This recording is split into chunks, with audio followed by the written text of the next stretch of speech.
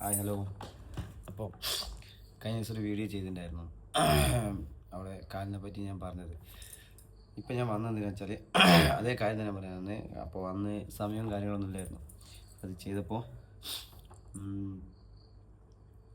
അന്ന് ഡോക്ടർ പ്രത്യേകം ഇൻഡ്യൂട്ട് എഴുതിയിട്ട് അത് മനസ്സിലാക്കാണ്ട് ചെയ്തതാണ് ഈ ഞാൻ ഇന്നലെ കഴിഞ്ഞ ദിവസത്തെ വീഡിയോയിൽ പറഞ്ഞ സ്റ്റാഫ്, അതായത് ആ നേഴ്സ്. അങ്ങനെ ആ ഒരു സംഭവത്തിന് ശേഷം എന്താ പറയുക, അവളത്രയ്ക്ക് എന്താ പറയുക കാലിന് വേദനയും കൊണ്ട് കളിക്കുന്നുണ്ട്. അതേപോലെ തന്നെ ഇപ്പോൾ ഇടയ്ക്കിടയ്ക്ക് ശ്വാസം മുട്ടും വരുന്നുണ്ട്. ബൈ ചാൻസ് എന്തെങ്കിലും പറ്റിക്കഴിഞ്ഞാൽ എല്ലാ വീഡിയോയിലും പറയുന്നുണ്ട്, അതിന് പൂർണ്ണ ഉത്തരവാദി സ്പെഷ്യാലിറ്റി പോളി ക്ലിനിക് കൊയിലാണ്ടിയുള്ള അവർ മാത്രമാണ്. എനിക്ക് ഞാൻ കാണിച്ചു തരാം. അവിടെ പോയിട്ട് എല്ലാം എപ്പം തൊട്ട് അവിടെ പോയിട്ടുണ്ട് എന്നുള്ളതും ഇതാണ്. സ്പെഷ്യാലിറ്റി പോളി ക്ലിനിക്ക് ഇതാണ് അന്ന് പോയ ഡേറ്റ്. ഇവിടെ ഇത് കണ്ടില്ലേ,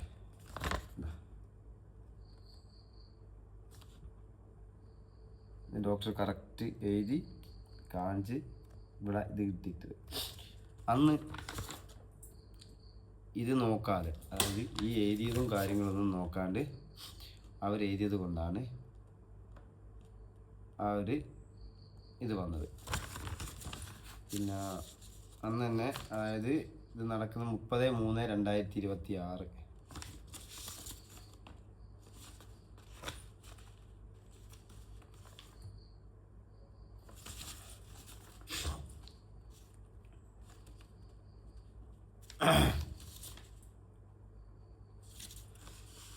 അന്ന് തന്നെ ഉള്ളത് നമ്മളെ അവിടെ കാണിച്ചതിൻ്റെത്, അതായത് 30/3 അവിടെ പോയി കാണിച്ചത്.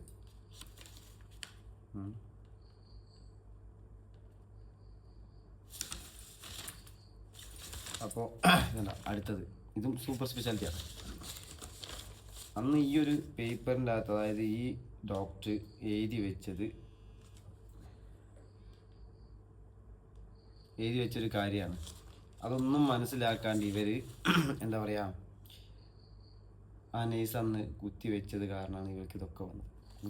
ഇതേമാതിരി ഇഷ്ടം പോലെ, അതായത് സൂപ്പർ സ്പെഷ്യാലിറ്റിയിൽ കാണിച്ച ഇഷ്ടം പോലെ വീഡിയോസ് ഉണ്ട്. അപ്പോൾ നിങ്ങളൊന്ന് ആലോചിച്ച് നോക്കി, ഇവളീ കിടന്ന് കഷ്ടപ്പെടുന്നത് നമ്മൾ കാണുന്നുണ്ട്. കാലിന് എന്താ പറയുക, ആ ഒരു ഭാഗത്ത് ഒരു കറുത്ത കളറാണ്. കറുപ്പ് പറഞ്ഞാൽ വളരെ കറുത്ത കളറ്. നിങ്ങൾക്ക് അതേമാതിരി നിങ്ങൾക്ക് ഞാൻ നേരത്തെ കഴിഞ്ഞ വീഡിയോയിൽ പറഞ്ഞ മാതിരി കൊയിലാണ്ടി പോളി ക്ലിനിക്കിനെ പറ്റിയുള്ള അഭിപ്രായം മുകളിൽ കണ്ടില്ലേ, സൂപ്പർ സ്പെഷ്യാലിറ്റി എന്നാണ് മുകളിൽ എഴുതിയത്. ഈ ക്യാമറ ആയിട്ടാണ് നിങ്ങൾക്ക് മനസ്സിലാകാത്തത് കേട്ടോ. എന്നാലും ഏറെക്കുറെ മനസ്സിലാവേണ്ടവർക്ക് മനസ്സിലാവും. കണ്ടില്ലേ, വെരി ബാഡ് എന്നാണ് അതിൽ ഫസ്റ്റ് തന്നെ കൊടുത്തോ. സൂപ്പർ സ്പെഷ്യാലിറ്റി റിവ്യൂ എന്നാണ് അടിച്ചിട്ട് അതൊന്ന്. പിന്നെ അതാ ഒരു ചേട്ടൻ അയച്ചത് കറക്റ്റ് നിങ്ങൾ വായിക്കാൻ പറ്റുന്നുണ്ടോ? ഒരു മിനിറ്റ്.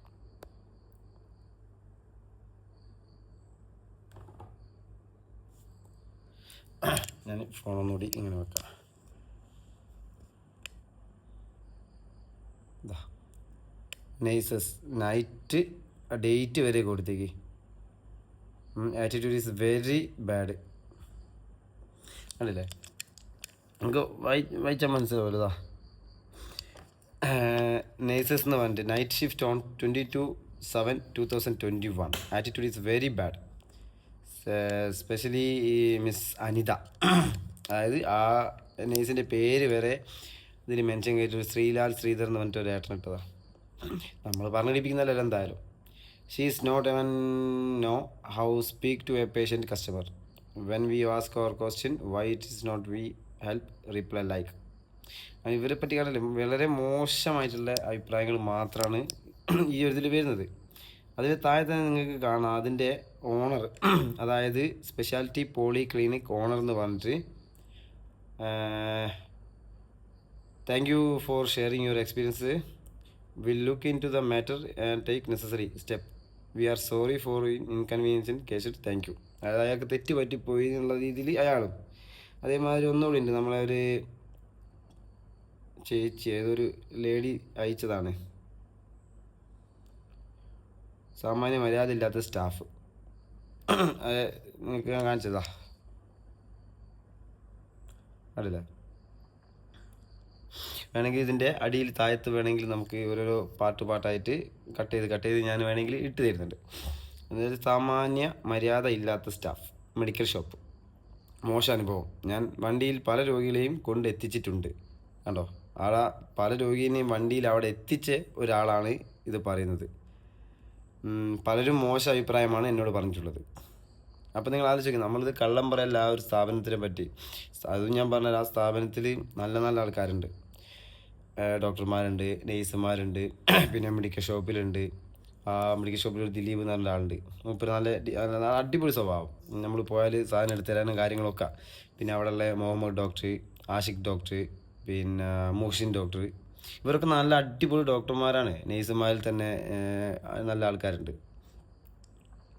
അപ്പോൾ നിങ്ങൾ ആലോചിച്ച് നോക്കുക. അപ്പോൾ ഇത്രയും റിവ്യൂവിൽ വരെ ഇത്രയും ബാഡ് കമൻറ്റ് അവിടെ സ്ഥിരമായിട്ട് വരുന്ന, അതായത് സ്ഥിരമായിട്ട് രോഗികളെ കൊണ്ടുപോകുന്ന വണ്ടി, അത് ചിലപ്പോൾ ആംബുലൻസ് ആയിരിക്കും, ഓട്ടോറിക്ഷ ആയിരിക്കും, കാറായിരിക്കും, ആരാണെങ്കിലും സ്ഥിരമായിട്ട് അവിടെ വരുന്ന ഒരാളാണ്. അവർ വരെ ആ ആൾ വരെ മോശം അഭിപ്രായമാണ് പറയുന്നത്. പിന്നെ വേസ്റ്റ് എക്സ്പീരിയൻസ് ENT സെക്ഷനിൽ നേഴ്സും ഭയങ്കര കംപ്ലൈൻ്റ് ആണെന്നുള്ള ഇതാ അല്ലേ ഉള്ളതാ.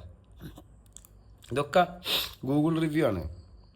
ഗൂഗിൾ റിവ്യൂ വെറുതെ ഒരാൾ പെടില്ലല്ലോ പോവാണ്ട്. സ്പെഷ്യാലിറ്റി പോളിക്ലിനിക്കിന് ഓണർ സോറി പറയുന്നുണ്ട്.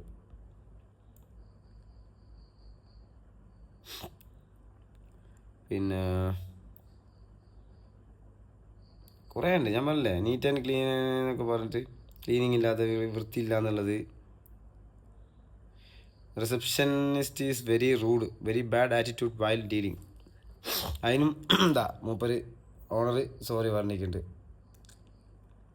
ഇതിപ്പോൾ നമുക്ക് വേറെ രീതി ചിന്തിക്കാം.